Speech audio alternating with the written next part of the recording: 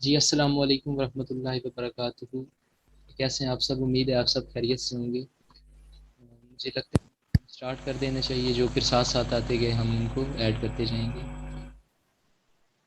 آج ہمارے guest speaker okay ہیں شور.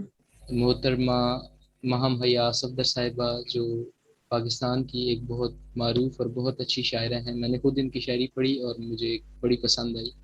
سب سے پہلے میں میم سے ریکویسٹ کروں گا کہ وہ اپنا تھوڑا انٹروڈکشن کروا دیں تاکہ لوگوں کو پتہ چل جائے. بہت شکریہ بھائی.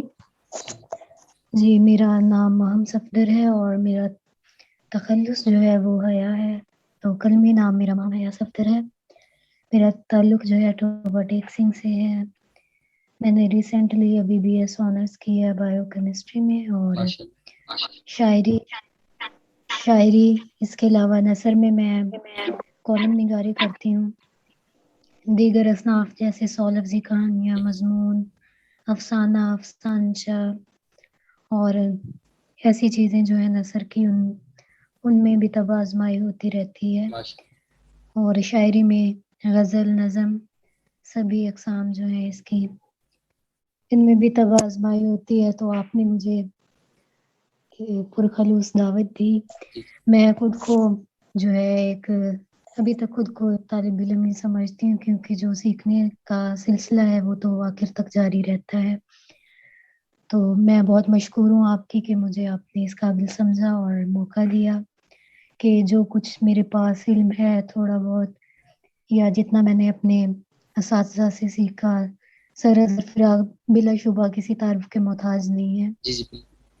میرے پہلے استاد جو ہیں سرزر فراغ ہیں، ان کے بعد امن شہزادی اور سر دانش نقوی سے بھی اکتساب علم کیا میں نے.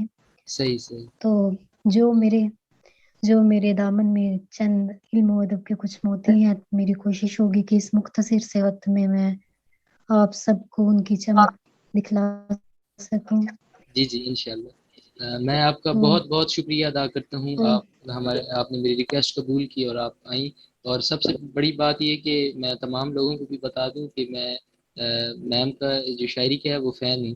ان کو شاید میں نے بتایا یا نہیں بتایا، لیکن میں جب بھی ان کی شاعری پڑھتا ہوں مجھے بڑا مزہ آتا ہے کہ اس دور کے اندر اتنی معیاری شاعری ہو رہی ہے اور میں ان کا فین ہوں. یہ میں اعتراف کرتا ہوں اس بات کا. بہت شکریہ. خدا آپ کا ذوق سلامت رکھے. تو اب میرے خیال میں بلا تاخیر شروع کرتے جی ہیں. جی جی جی اسٹارٹ کریں. اچھا، جو ہے نا پہلی بات یہ ہے کہ شعر کہنا. جی ہم کہتے ہیں کہ شعر لکھنا، میرے نزدیک جو ہے وہ شعر کہنا ہوتا ہے. لکھنا تو ہوتا ہے نا جو یہ محنت کا کام ہوتا ہے، اور شعر جو ہے وہ کہا جاتا ہے. ایک یہ الہام کا جو ہے، الہام کی ہی قسم ہے جو اللہ تعالیٰ عطا کرتا ہے. آپ کسی کے پاس بھی جائیں گے، آپ اگر کہیں گے نا کہ مجھے شعر کہنا سکھائیں، تو کوئی بھی آپ کو شعر کہنا نہیں سکھا سکتا. آپ کو اس کی جو بنیادی چیزیں ہیں، اس کے پیمانے ہیں، وہ آپ کو سکھائے جا سکتے ہیں. آپ کا جو تخیل ہوتا ہے، تصور ہوتا ہے، وہ اللہ تعالیٰ کی عطا ہوتی ہے. اس کو پیمانے میں ڈھالنا سکھایا جا سکتا ہے. اور جو شعر ہے اس کے لیے جو ہے علم عروض، یہ ایک لازمی شرط ہے. اور پہلی شرط ہے کہ شعر جو ہے وہ باوزن ہو. ہم ایسے کر لیتے ہیں کہ ہم کہہ لیتے ہیں کہ جو چند ایک جو ہے نا شعر کی بنیادی صفات اس کی، کہ اس شعر کو جو ایک کامیاب شعر جو ہے یا ایک کامیاب غزل ہے، اس میں کیا چیزیں ہونی چاہیے. تو اس میں جو سب سے نمبر 1 اس کی پریورٹی ہوتی ہے، جو اس کی ریکوائرمنٹ ہوتی ہے، وہ اس کا وزن ہوتا ہے. شعر کا وزن درست ہونا چاہیے، اور اس کو علم عروض کہتے ہیں. جیسے ایک علم ریاضی، علم سائنس ہے، علم عروض ایک بہت وسیع علم ہے. تو ہم نے کیونکہ عروضی نہیں بننا، ہم نے شاعر بننا ہے. میرے سر نے سر اظہر فراق نے پہلی بات ہی یہی کہی تھی کہ جو ہے ہمیں عروضی نہیں بننا، ہمیں شاعر بننا ہے. ہمیں اپنا جو ہے سارا وہ علم نہ سے علم عروض، کیونکہ یہ بہت وسیع علم ہے. ضروری نہیں کہ جو ایک اچھا عروض دان ہے وہ شاعر ہو، اور ضروری نہیں کہ ایک اچھا شاعر وہ جو علم عروض میں بالکل ہی ماہر ہو. تو ہمیں اپنا جو ہے اتنا سا علم ہمیں ہونا چاہیے کہ ہم اپنے شعر کو، اپنے تخیل کو، اپنے تصور کو جو ہے وہ باوزن پیش کر سکیں. تو علم عروض یہ ہے. سب سے پہلی بات یہ ہے کہ شعر کا وزن بالکل درست ہونا چاہیے. دوسرا، اگر ہم شعر لکھ رہے ہیں تو اس میں قافیہ کی شرط ہوتی ہے، غزل کا جو شعر ہے اس میں قافیہ ہونا چاہیے، تو جو قافیہ ہے وہ درست ہونا چاہیے۔ اس میں آگے میں آپ کو بتاؤں گی کہ حرف روی کے اوپر کس طرح وہ قافیہ بیس کرتا ہے، اور قافیے کی اقسام اس کو ہم اپنی آسانی کے لیے کس طرح تقسیم کر سکتے ہیں۔ پھر ایک اور اہم جو ریکوائرمنٹ ہوتی ہے، ایک اہم ضرورت جو ہوتی ہے وہ شعر کی یہ ہوتی ہے کہ اس میں زبان و بیان کی کوئی بھی غلطی، کوئی سرکم، کوئی کوتاہی نہ ہو۔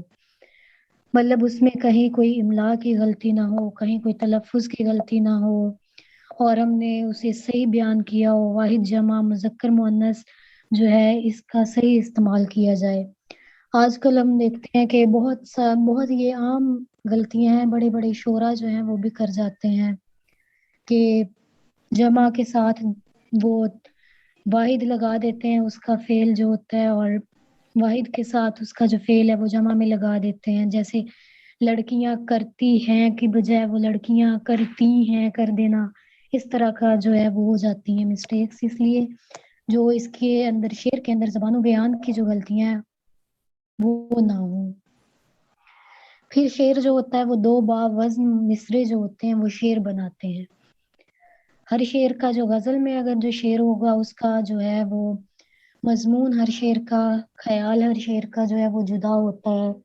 نظم میں تو خیر ایسا نہیں ہے، غزل میں جو ہے یہ لازمی ہوتا ہے کہ اس کا جو ہے وہ مصرے جو ہے ان کا مربوط ہونا ضروری ہوتا ہے کہ آپس میں ربط ہو۔ یہ نہیں کہ اب ایک مصرے میں ہم کوئی اور بات کر رہے ہیں، دوسرے مصرے میں ہم کوئی اور بات کریں۔ بعض اوقات ایسا بھی ہوتا ہے کہ ایک مصرے میں ہم اس شعر کی ہم مطلب کوئی بھی واقعہ، فار ایگزامپل ہم مثال کے طور پہ لے لیتے ہیں، کوئی واقعہ بیان کر رہے ہیں تو ہم اس کی پہلے وہ جو ہے وہ نتیجہ بیان کر دیتے ہیں، تو دوسرے مصرے میں ہم اس کی وجہ بیان کر دیتے ہیں، یا پہلے مصرے میں اس کی وجہ، دوسرے میں نتیجہ بیان کر دیتے ہیں۔ تو ایسا ہی ہونا چاہیے کہ جو دونوں مصرے ہیں نا ان میں ربط ہونا چاہیے، معنی جو ہے ان کے معنوی لحاظ سے وہ جو ہے وہ یکساں ہو۔ پھر ایک یہ اس کی شعر کی ضرورت ہوتی ہے کہ مکمل ترسیل ہو، آپ کے خیال کی، آپ کے تصور کی جو ہے وہ مکمل ترسیل ہو۔ آیا جو آپ سوچ، آپ جو بات دوسروں تک پہنچانا چاہ رہے ہیں وہ آپ کے جو لفظ ہیں، جو آپ کے دو مصرے ہیں ان میں مکمل آئی ہے یا نہیں۔ اگر ایسا نہیں ہوتا تو آپ کا جو شعر ہے وہ ناقص اور ادھورا سمجھا جائے گا۔ پھر یہ ہوتا ہے کہ بعض اوقات جو ہے وزن پورا کرنے کے لیے بھرتی کے الفاظ ہم جنہیں کہہ دیتے ہیں ان کو ہم گسیڑ دیتے ہیں کہ شعر کا وزن پورا کرنا ہے، تو جو یہ عام جو لفظ ہوتے ہیں ان کو ہم جو ہے وہ پورا کرنے کے لیے غیر ضروری طور پر ان کا استعمال کر دیتے ہیں۔ اس سے وزن تو پورا ہو جاتا ہے لیکن جو ہے وہ شعر ایک معیاری نہیں یا پائیدار اچھا شعر نہیں ہوگا، ایسا نہیں ہوگا، کیونکہ ہمیں صرف باوزن شعر ہی نہیں کہنا، ہمیں اچھا شعر کہنا ہے۔ ضروری نہیں کہ ہر باوزن جو شعر ہے وہ اچھا ہو، اس لیے یہ جو باقی اجزاء ہیں ان کا بھی خیال رکھنا ہوتا ہے۔ پھر ہمیں یہ کوشش کرنی چاہیے کہ اس شعر میں کم سے کم عیب ہوں، کم سے کم سقم ہوں، کوتاہیاں نہ ہوں، ان میں ہم سے کوتاہیاں نہ ہوں، کیونکہ جو ہے پرفیکٹ تو کوئی بھی نہیں ہوتا، پرفیکشن لانا تو بہت مشکل ہے، لیکن پھر بھی ہماری کوشش ہونی چاہیے کہ ہم اس میں جو ہے وہ کم سے کم بلنڈرز کریں، اس کے اندر جو ہے اسے لکھیں، بار بار پڑھیں، اس کی جو ہے وہ تصحیح کرتے رہیں۔ پھر جو ہے شعری محاسن اکثر کہا جاتا ہے کہ شعری محاسن کے اعتبار سے جو ہے یہ شعر اچھا نہیں ہے، یہ آپ کو سننے کو یہ لفظ مل جاتے ہوں گے۔ تو محاسن کا مطلب یہ ہوتا ہے جو اس کی شعر کی خوبصورتی میں اضافہ کرنے والی چیزیں ہیں۔ اکثر ہم دیکھتے ہیں کہ کوئی شعر ہم لکھتے ہیں تو کوئی نہ کوئی نقاد جو ہے وہ کہہ دیتا ہے کہ جی یہ پرانا خیال ہے، یہ جو ہے جدید نہیں ہے، روایتی ہے۔ تو ہوتا کیا ہے کہ ہمیں خیال جو ہے وہ نیا اور عمدہ پیش کرنا چاہیے، جو پرکشش لگے، ویسا قاری نے پہلے نہ پڑھا ہو۔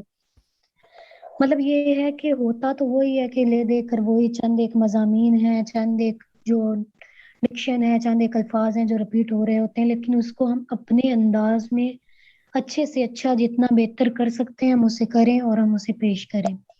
پھر ہم اس میں تشبیہات اور استعارات جو ہوتے ہیں، علامات جو ہوتے ہیں، ان کا استعمال جو ہے وہ اچھے سے کریں۔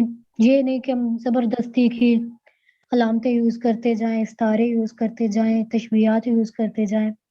جہاں ان کی ضرورت پڑ رہی ہے تو انہیں اچھے سے ہم استعمال کریں. ضروری نہیں کہ ہم کہ بہت ہی ثقیل اور جو ہے وہ ٹف قسم کی مشکل قسم کی تشبیہات یوز کریں. ہم جو ہے وہ نازک نزاکت جو ہے شعر میں لانے کے لیے، نزاکت خیال جسے ہم کہتے ہیں، ندرت خیال کی، اس کو ہم لانے کے لیے ہم ان چیزوں کا استعمال کرتے ہیں. تلمیح کا استعمال کر لیتے ہیں ہم کسی جو ہے تاریخی واقعے کو بیان کرنے کے لیے، جیسا کہ مثال کے طور پر ہم بت شکن اور ایسے 17 حملے وغیرہ جو ہے یہ ہم استعمال کر لیتے ہیں. سومناتھ کا مندر جیسے یہ محمود غزنوی کے جو ہے وہ واقعے کی طرف اشارہ کرتا ہے کہ اس نے جو سومناتھ کا مندر توڑا وغیرہ وغیرہ. تو پھر ہم اس کا جو ہے شعر کا اسلوب اور خیال اس پہ ہم پوری کوشش کریں کہ اس کو ہم اچھا دل نشین اور پرکشش بنائیں. تو یہ چند ایک اجزاء ہیں جو میری نظر میں ایک شعر کہنے کے لیے، ایک اچھا شعر کہنے کے لیے جو ہے وہ لازمی ہوتے ہیں. اور بنیادی چیز جو ہے جو میں نے سب سے پہلے کہی وہ تھا کہ اس میں باوزن ہونا ضروری ہوتا ہے. تو باوزن شعر کے جو اس کے وزن کے ہیں کچھ پیمانے ہیں. وزن کیا ہوتا ہے، اسے ہم مطلب یہ کیوں ضروری ہوتا ہے؟ تو وزن جو ہوتا ہے یہ تولنے کے لیے ہوتا ہے. تولنے کو ہم کہتے ہیں نا، مطلب کہ جو دو ہم مصرے لکھ رہے ہیں ان میں جو کلمات ہیں وہ حرکت اور سکون میں برابر ہوں. حرکت اور سکون. اب ہمیں پتہ ہے کہ کچھ جو ہے وہ حروف ہیں ان پہ زبر، زیر پیش وغیرہ ایسی چیزیں ہوتی ہیں، اور کچھ جو ہوتے ہیں وہ ایسے سادہ ساکت الفاظ ہوتے ہیں. حرکتوں کا جو ہوتا ہے نا یکساں ہونا لازمی نہیں ہے، مطلب ضروری نہیں ہے کہ اوپر والے مصرے میں اگر ایک جو کلمہ ہے اس کے ایک حرف میں زبر ہے تو نیچے والے میں بھی زبر ہو، زیر بھی ہو سکتی ہے، پیش بھی ہو سکتی، بس حرکت ہونی چاہیے. حرکت کے نیچے حرکت اور جو ساکت کے نیچے ساکت. اچھا اب ہم آگے اس کو جو دیکھیں گے، جائے کوتاہ، جائے بلند آدھی یا پوری آواز کہہ کر ہم اسے کر لیتے ہیں. پھر جو باوزن کلام ہوتا ہے اسے ہم موزوں کہتے ہیں کہ یہ کلام موزوں ہے. اب ہمیں جو علم عروض میں ہم ایک چیز دیکھتے ہیں وہ تختی ہوتی ہے. مطلب تختی حروف مقطعات ہم نے پڑھا ہوگا عربی میں. قرآن پاک میں جیسے الف، لام، را یہ جو ہے حروف مقطعات ہیں، مطلب جو کاٹنا، انہیں ہم حروف مقطعات کہتے ہیں. تختی سمجھ آ رہی ہے آپ کو کہ تختی یہ ہوتی ہے؟ تو جو تختی ہوتی ہے علم عروض کے وزن کے پیمانوں کے مطابق ہم جب دو مصروں کو یا ایک شعر کو ہم جو ہے وہ پورا کرنے کے لیے حرکات و سکنات ان کی جو ہے اور ساکن جو ہے وہ ان کو ہم دیکھنے کے لیے جب کرتے ہیں تو اسے ہم تختی کہتے ہیں. بعض اوقات جو ہے ہم ان کو حروف کو شعری ضرورت کے تحت گراتے بھی ہیں، انہیں پڑھتے بھی ہیں. ٹھیک ہے، تو یہ تختی میں آتا ہے. حروف جو ہے دو طرح کے ہوتے ہیں. اب ہمیں پتہ ہے کہ جو شعر ہیں دو مصروں پہ مشتمل ہے، اور مصرے جو ہیں وہ الفاظ پہ مشتمل ہیں، اور الفاظ جو ہیں وہ حروف پہ مشتمل ہیں. ہر لفظ میں جو حروف ہوتے ہیں وہ یا تو متحرک ہو سکتے ہیں اور یا تو ساکت ہو سکتے ہیں. ہم اپنی آسانی کے لیے جو ہے اس کو متحرک جو ہے انہیں ہم بڑی آواز کہہ لیتے ہیں یا ہجائے بلند کہہ لیتے ہیں. جو ساکت حروف ہوتے ہیں انہیں ہم چھوٹی آواز یا ہجائے کوتاہ کہہ لیتے ہیں. جو تختی کے پیمانے ہیں یہ بعض اوقات جو متحرک یا بڑی آواز یا ہجائے بلند جو ہیں ان کو ہم دو سے اس کو شو کر لیتے ہیں. تختی کرتے ہوئے دو لکھ لیتے ہیں جو متحرک لفظ ہوتا ہے یا ہجائے کوتاہ ہوتا ہے، بلند ہوتا ہے اس کے لیے ہم دو کی علامت استعمال کر لیتے ہیں، اور ساکت یا چھوٹی آواز کے لیے ہم ایک کی علامت، یا پھر ہم ڈاٹ 1 کا سسٹم بھی یوز کر لیتے ہیں، لیکن یہاں ہم ایک ہی سسٹم دیکھ لیتے ہیں، 2 1 کا سسٹم دیکھ لیتے ہیں. کچھ الفاظ ہوتے ہیں جیسا کہ تختی میں 2 چشمی ہے جو ہوتی ہے ہم اسے نہیں گنتے ہیں، کاؤنٹ نہیں ہوتی ہے وہ. تو ہم کچھ الفاض ہوتے ہیں جو اردو کے واولز ہم جنہیں کہہ لیتے ہیں، واو، الف، یہ، ہے وغیرہ، ان کو حروف علت بھی کہا جاتا ہے، اور ہم ان کو شعری ضرورت کے تحت گرا بھی سکتے ہیں اور اٹھا بھی سکتے ہیں. اچھا، تو جو ہے ایک شعر میں ایک لفظ کا جو وزن ہوتا ہے وہ حروف کے مجموعے سے لفظ بنا ہے. تو جو وزن ہے ایک لفظ کا وہ کس چیز پہ ڈیپینڈ کرے گا کہ وہ کس چیز پہ ڈیپینڈ کرے گا، وہ اس کا تلفظ ہوگا، اس کی ادائیگی ہوگی. کیونکہ ہم دیکھ رہے ہیں کہ جو حروف ہے وہ متحرک اور ساکت کا مجموعہ ہے. لفظ جو ہے متحرک اور ساکت حروف پر مشتمل ہوتے ہیں. تو ہمیں جو ہے اس لفظ کا صحیح سے تلفظ پتہ ہوگا تو ہم اس کو صحیح سے تقطیع کر سکتے ہیں، وزن میں لاتے ہوئے ہم اس کو استعمال کر سکتے ہیں. جیسا کہ اب قبر ہے، لفظ قبر، اب ہم پڑھتے ہوئے ہمیں پتہ چل رہا ہے قبر، قب جو ہے وہ ایک پوری آواز دے رہا ہے، بڑی آواز دے رہا ہے، اور رے جو ہے وہ آدھی آواز ہے، چھوٹی آواز ہے. تو اب ہمیں پتہ ہے کہ اس کا جو تلفظ ہے وہ یہ ہے، کب پوری آواز ہے، کاف اور بے مل کر پوری آواز دے رہے ہیں، تو ہم اس کو 2 سے شو کر لیں گے، دو کاؤنٹ کر لیں گے. قبر، رے جو ہے وہ آدھا رہ گیا، آدھی آواز ہے، چھوٹی آواز ہے، ساکت ہے، تو ہم اس کو جو ہے وہ 1 سے ہم شو کر لیں گے، 1 سے ڈینوٹ کر لیں گے. تو اس کا مطلب یہ ہوا کہ ہمیں تلفظ جو ہے ایک لفظ کا صحیح سے پتہ ہوگا تو ہم اس کا جو ہے وزن وہ صحیح سے کر لیں گے. تو اب قبر کا وزن جو ہے وہ 2-1 ہے، لیکن اگر ہم اس کو قبر پڑھتے ہیں، بہت سے جو ہے وہ یہ جو ہے بڑے بڑے شعراء بھی یہ غلطی کر جاتے ہیں تلفظ کی وجہ سے، اور وہ شعر جو ہے وہ بہت مشہور بھی ہوتے ہیں، جیسے کہ وہ ایک شعر ہے، مجھے مصرع اس کا یاد آ رہا ہے کہ سما ہے 100 برس کا ایک پل کی خبر نہیں، اور کچھ ایک ایسا بھی ہے، دنیا کے ہے مسافر منزل تیری قبر ہے. یہاں اس نے قبر کو جو ہے وہ قبر استعمال کیا ہے، تلفظ اس کا جو ہے وہ اسی لیے جو ہے اس کا تلفظ جو ہے وہ ہمیں جاننا ضروری ہوتا ہے کہ اس کا تلفظ ہمیں صحیح سے پتہ ہوگا، ہم اس کا وزن صحیح سے استعمال کر سکتے ہیں. اچھا، اب ہمیں پتہ چل گیا کہ جو بیسک چیز ہے وزن کسی لفظ کا، اس کے لیے جو ہے وہ وزن ضروری ہوتا ہے. پھر ہم آتے ہیں علم عروض میں، جو ہے ویسے تو جو ہے اس کی جو بہت زیادہ بحریں ہیں، تقریباً 100 سے بھی زیادہ تعداد ہے، لیکن مروج جو بحریں کہا جاتا ہے وہ 24 کہا جاتا ہے، وہ بھی میں آگے آپ کو بتاتی ہوں کہ 24 کس بیس پہ کہا جاتا ہے. لیکن جو آج کل جدید شاعری جو ہو رہی ہے وہ زیادہ سے زیادہ 11 یا 15 بحریں ہیں جن میں کی جا رہی ہے. تو ہم جو بحریں ہیں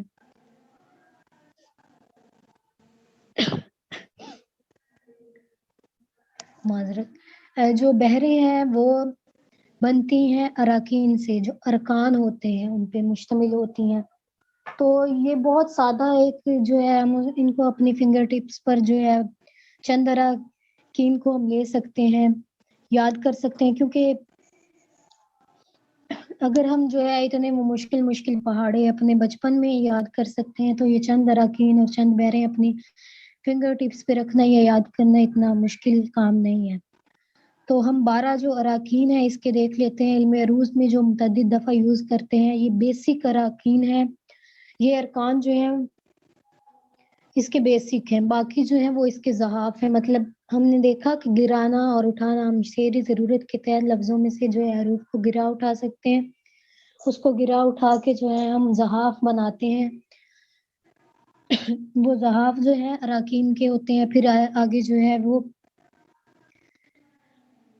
بحریں مختلف بنتی جاتی ہیں. جو 12 جو میجر اس کے ہیں وہ ارکان وہ ہیں فعل، فعول، فاعل، مفاعل، مفاعیل. مفاعل اور مفاعل میں فرق ہے، میم فے الف عین لام نون. مفاعل جو ہے وہ میم فے الف عین یہ لام نون.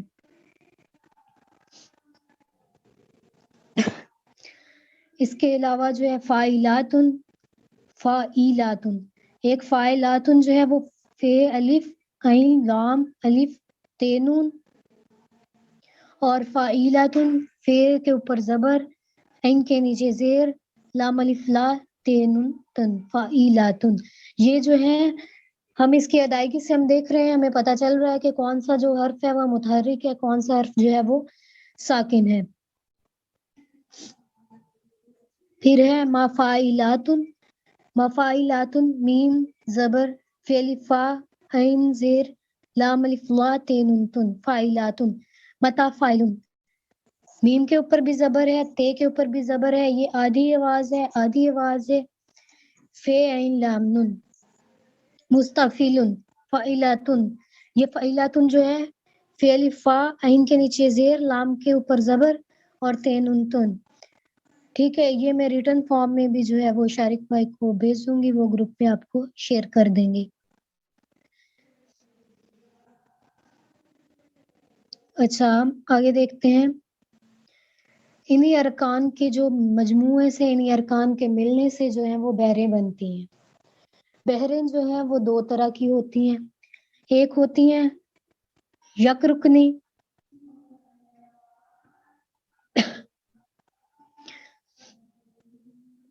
یک رکنی یا مجرد مفرد بحریں ہم جنہیں کہتے ہیں, اور دوسری ہوتی ہیں مرکب بحریں. یک رکنی بحریں کون سی ہوتی ہیں؟ ایسی بحریں جو ایک ہی رکن کی تکرار سے بنتی ہیں انہیں ہم جو ہے وہ یک رکنی بحریں کہتے ہیں. اچھا ایک جو ہے یہ ایک ہمیں جو اجازت ہوتی ہے, جو چھوٹ ہوتی ہے, وہ یہ ہوتی ہے کہ اگر کسی بھی بحر میں ایک رکن جو ہے وہ پورا نہ ہو رہا ہو, مطلب کوئی جو ہے وہ ایک ڈاٹ یا ایک آدھی آواز کی جو ہے ایک کی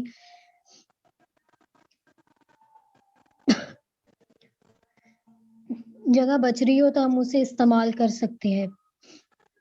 اچھا یہ میں پوائنٹ آگے اور جا کے کلیئر کر دیتی ہوں آپ کو. جو یک رکنی بحریں ہوتی ہیں وہ ایک ہی رکن کی تکرار سے بنتی ہیں, اور ہم اس رکن کو کئی دفعہ ہم جو ہے اس کو وہ تکرار کر سکتے ہیں, مطلب بار بار اسی رکن کو استعمال کرنا. جیسے ہم نے 12 ارکان جو پڑھے ہیں, ان کو ہم ان میں سے کوئی بھی رکن ہم جو ہے وہ اس کو بار بار استعمال کرتے رہیں.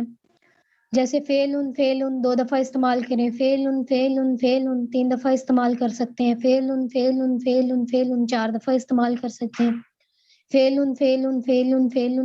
5 دفعہ استعمال کر سکتے ہیں. تو یہ کیا بن جائے گی؟ یک رکنی بحر, مفرد بحر, مجرد بحر, جو ایک ہی رکن کی تکرار سے بنی ہے. اس میں کوئی بھی اور رکن جو ہے وہ شامل نہیں ہے. تو ابھی میں نے آپ کو کتنے اراکین بتائے تھے؟ 12 اراکین بتائے تھے.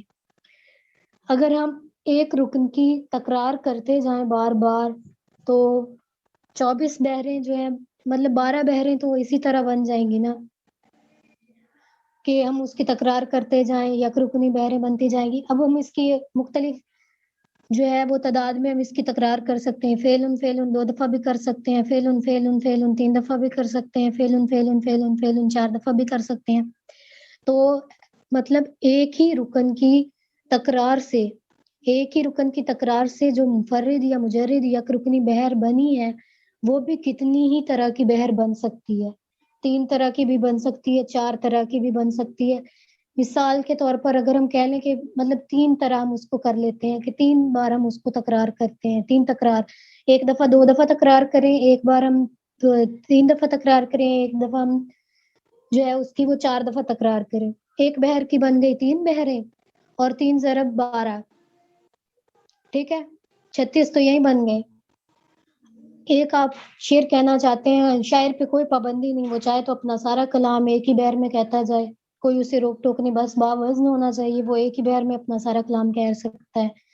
36 بحریں تو ہمیں یہی مل گئی.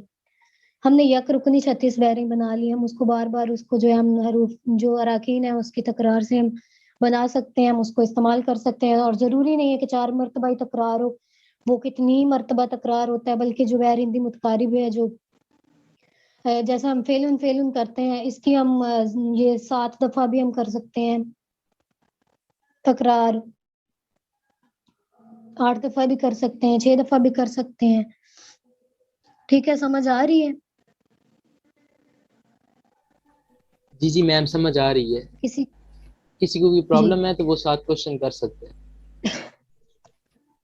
جی جی بالکل.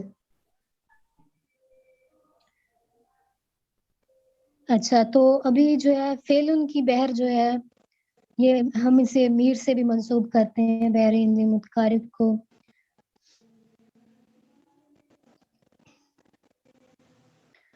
تو جو ہے اس میں ایک جو اجازت ہوتی ہے فعل اور فاعل, یہ آگے ہم زحاف وغیرہ میں بھی دیکھیں گے ان کو جا کر.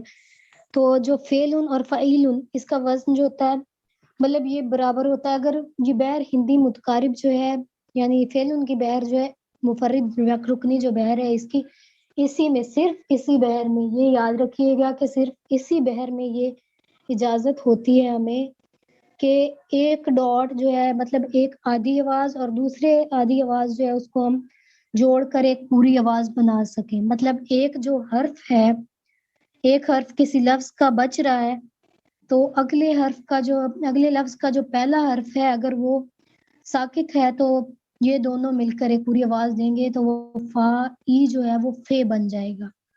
جیسا کہ ہم مثال لے لیتے ہیں قبر نہیں، قبر نہیں، ایسا ہی ہم کہیں قبر، کب، فے، رے. یہ رے جو ہے یہ آدھی آواز ہے، یہ رہ گئی. نہیں، اگلے میں نہیں میں نون جو ہے وہ آدھی آواز ہے.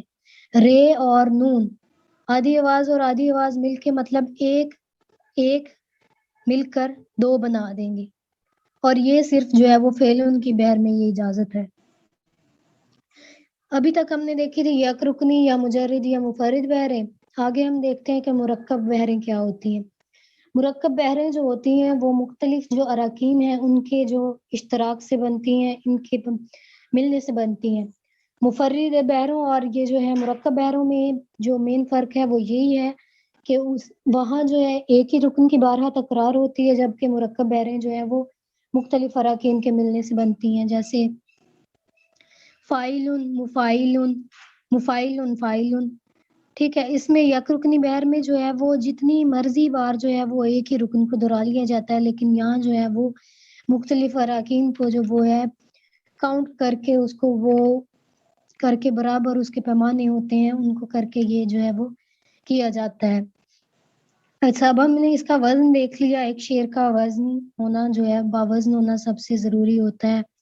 ایک شعر کہنے کے لیے وزن کے ساتھ پھر قافیہ جو ہے اس کا جو ہے وہ ہونا بہت ضروری ہوتا ہے.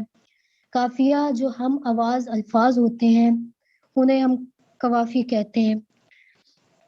جو تمام یہ بات یاد رکھیں کہ تمام ہم آواز الفاظ جو ہیں وہ قافیے نہیں ہوتے، لیکن تمام قافیے جو ہیں وہ ہم آواز الفاظ ہونا ضروری ہے. جیسے اکثر ہوتے ہیں یہ کفس، یہ جو ہے سین آ رہا ہو کسی کے آخر میں یا سواد آ رہا ہو، یہ بولنے میں ہم آواز الفاظ ہوتے ہیں لیکن یہ ویسے قافیے کے طور پہ استعمال نہیں ہو سکتے. لیکن آج کل جو ہے یہ جو جدید ہے شاعری ہو رہی ہے، جدت آئی ہے جو، اس میں جو ہے یہ صوتی امین صوتی قافیے کہتے ہیں کہ مطلب بولتے ہوئے تو ان کی وہ جو آواز جو ہے وہ صحیح آ رہی ہوتی ہے، لیکن وہ حرف روی کیا ہوتا ہے؟ جو قافیے کے آخر میں جو لفظ آ رہا ہوتا ہے، دو قافیے جو ہوتے ہیں نا ان کے آخر میں جو لفظ آ رہا ہوتا ہے اس کو ہم حرف روی کہتے ہیں.